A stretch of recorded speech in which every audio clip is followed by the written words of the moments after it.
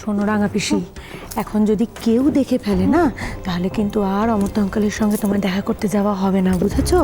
একেবারে চুপি চুপি যাবে, কোনো কথা বলবে না, নাহলে অমর্ত্য আঙ্কেল খুব রাগ করবে, বলবে আমি এত করে পারিকে বললাম তবুও আমার সঙ্গে দেখা করতে এলো না, তোমায় ভুল বুঝবে। ভালো হবে কি? ভালো হবে না, তাই চুপি চুপি, একদম চুপি চুপি কথা বলবে না। মনোজা নিজেই নিজেই বকে মরছে, আবার আমাকে বলতেছে। হ্যাঁ, আস্তে কথা বলো। তুমি জানো এত জোরে জোরে কথা বলছো যে কেউ যদি শুনে ফেলে? কেউ কিন্তু তোমায় নিয়ে যাওয়ার মতো নেই, জানো তো? সবাই কাজে গেছে, সোনা ঠাম্মা দাদু ভাই কেউ তোমাকে নিয়ে যাবে না, যাবে না তো? সে আমাকেই নিয়ে যেতে হবে, তাই একদম আস্তে আস্তে কথা বলো, একদম জোরে কথা বলবে না। চলো। ঠিক আছে বাপু, জোরে কথা কইছি নিকো। আমাকে তাড়াতাড়ি স্যারের কাছে পৌঁছে দে দেখিনি, ভালো মেয়ে, তাড়াতাড়ি স্যারের কাছে পৌঁছে দে। বাবা, এখন যেহেতু আমাকে কাজে প্রয়োজন, তাই কাজের বেলা কাজই না, কাজ ফুরলেই তো পাজি হয়ে যাবো আবার। চলো চলো চলো চলো চলো, তাড়াতাড়ি তাড়াতাড়ি। আর 10 মিনিটের মধ্যে যদি না আসে তাহলে ঠিক ফ্লাইটটা মিস হয়ে যাবে। আদৌ আসতে পারবে নাকি এসে গেছে কি জানি। একবার নিয়ে ফ্লাইটে তুলতে পারলেই হয়, তারপর আর কে পায় আমাকে। খুঁজে পাক দেখি অত বড় শহরে, তখন আমার আর কোনো চিন্তা নেই বাবা। বেশ কিছুদিন গায়ে হাওয়া লাগিয়ে ঘুরে বেড়াতে পারবো, আর পাড়ি রানীর রোজগারে দিব্যি ভালো মন্দ খাবো। একেই বলে কপাল। কিন্তু কপালটা শেষ পর্যন্ত ঠিক থাকবে তো? দুটো দিন মাসির শরীরটা এতে খারাপ করলো যে মানুষটাকে একা রেখে মুখ কুয়ারে যেতে পারিনি। অথচ মোর তো দুদিন আগেই অমর্ত্য আঙ্কেলের বাড়ি যাবার কথা ছিল। আচ্ছা, এই যে মো যাচ্ছি অমর্ত্য আঙ্কেলের ঘরটার দিকে, অমর্ত্য আঙ্কেলকে বুঝিয়ে রাজি করাতে পারিবি তো? যেমিতি করেই হোক অমর্ত্য আঙ্কেল আর রাঙা পিসির মিল করিয়ে দিতেই হবে। মোর নিজের জীবনটা শেষ হয়ে গেছে, মো চাই না আর কারোর জীবন মোর মতো করে শেষ হয়ে যাক। জগন্নাথ, ওদের ভালোবাসা যেন ঠিক আগের মতোই ফিরে আসে আবার। তুমি দেখো, তুমি ওদের দুজনকে ভালো রেখো জগন্নাথ, ওদের দুজনকে ভালো রেখো।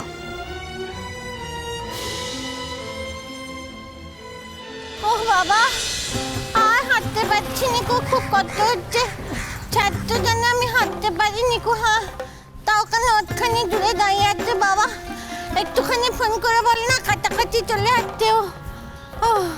রাঙা পিসি আর একটুখানি, যে দেখো আর 2 পা গেলে পৌঁছে যাবো, একটু কষ্ট করে চলো সোনা। রাঙা পিসি আমার লক্ষ্মী রাঙা। বলতে যে একটুখানি করতে করো, একটুখানি করতে করো, আর কত কত করবো বাপু, এবার আমি মরেই যাবো। এ বাবা, আর আমাকে জানতে দেখতে পাবে নিকো। হ্যাঁ, ছি ছি ছি ছি ছি, কি সব কথা বলছো তুমি? এমন কথা বলতে আছে? কতদিন পর তোমার স্যারের সঙ্গে দেখা হবে বলো রাঙা পিসি?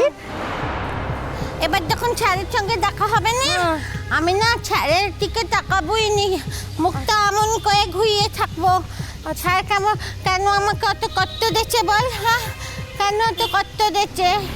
আচ্ছা ঠিক আছে, ঠিক তাই করবে, একদম তোমার যেটা মনে হচ্ছে তুমি ঠিক সেটাই করবে। একদম স্যারের সঙ্গে কথা বলবে না, মুখ ঘুরিয়ে থাকবে।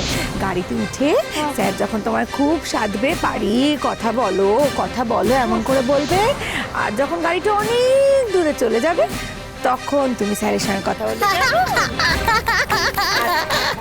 ঠিক বলেছিস, ঠিক বলেছিস। মাঝে মাঝে তোর বুদ্ধিটা খুব খলতাই হয়ে যায়, বুঝেছিস? ব্যাকামুখী খুব খলতাই হয়ে যায়। হ্যাঁ, ও বাবা গো। যখন কেঁদে হাত পা ছুঁড়ে মরে গেলেও আর ফিরতে পারবে না, তখন কথা বলো কেমন? ও বাবা, দাঁড়িয়ে পড়লে কেন তুমি?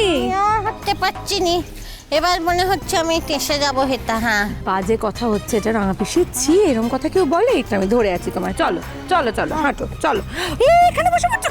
এ বাবা রে, রাস্তার মধ্যে এখানে কেউ বসে? আমি তো বলেছি বাপু, আমি আর হাঁটতে পারছি না। জানিসই তো আমার আমার পাখানা বাঁকা, আমি হাঁটা চলা ঠিক মতো করতে পারিনি গো। এত করে বললুম আমাকে একটা রিক্সা করে নিয়ে চল, তা নিয়ে গেলিনি। আমার স্যার তোকে পয়সা দিয়ে দে তো, হ্যাঁ নিয়ে গেলিনি কেন? দেখবি আমার স্যার তোকে কেমন ধরা বকে, দেখবি। হ্যাঁ আচ্ছা রাঙা পিসি, এই যে এতটা রাস্তা এলাম, তুমি কোথাও একটা রিক্সাও দেখেছো? যদি দেখতাম রিক্সা, তাহলে তোমাকে আমি রিক্সা করে নিয়ে আসতাম না, বলো? আর মিথ্যে বাজে বাঁকামুখি কথা কয়, মিথ্যে কথা কইছিস কেন রে? রিক্সা তো হাতে ছিল।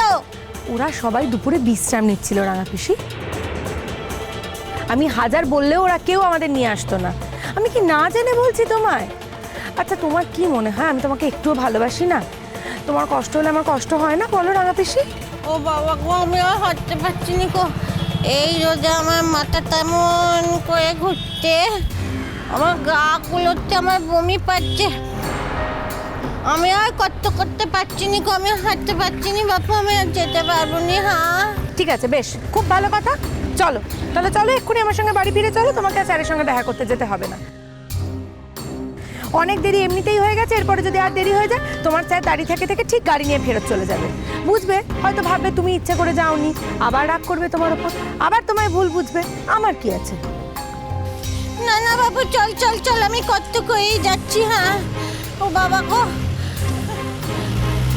স্যার আমার উপর নেগে বাড়ি চলে গেলে কি করে হবে বাপু? হ্যাঁ স্যার আমার উপর নাক করলে আমি কখনো থাকতে পারি?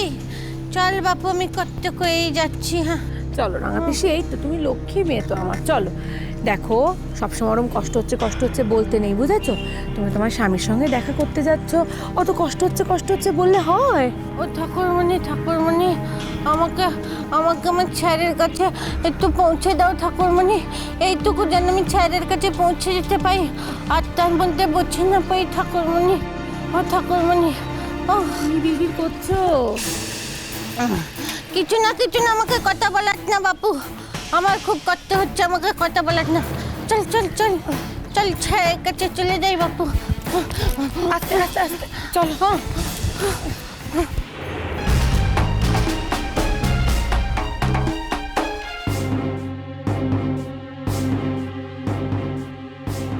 না, মনে হচ্ছে পুরো ডোবালো।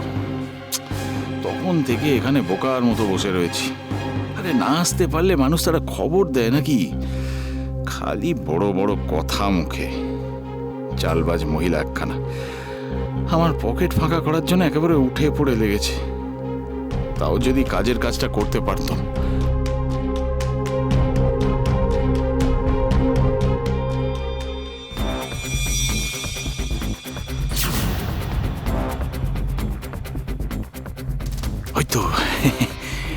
ওই তো আসছে, ওই তো বাড়ি কেউ নিয়ে আসছে তো। ওয়াও, আর কোনো চিন্তাই নেই। বাড়ি রানী, এখন তুমি আমার দখলে। আমি কি করব? সামনে যাব? না না, আমায় দেখে যদি আবার রিয়াক্ট করে, যদি চিৎকার চেঁচামেচি করে লোক জড়ো করে, তাহলে না বাবা, দরকার নেই। তার থেকে বরং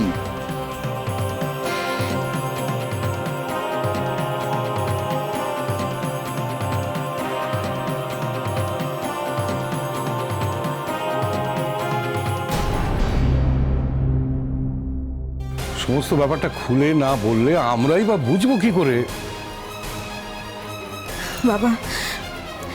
বাবা, কাজল ফোন করে বলল যে ও দেখেছে যে অনিন্দবাবু ঠাকুরজিকে কোথাও একটা নিয়ে যাচ্ছে গাড়িতে করে, আর ঠাকুরজি হাত পা ছুঁড়ছে আর খুব চিৎকার করছে।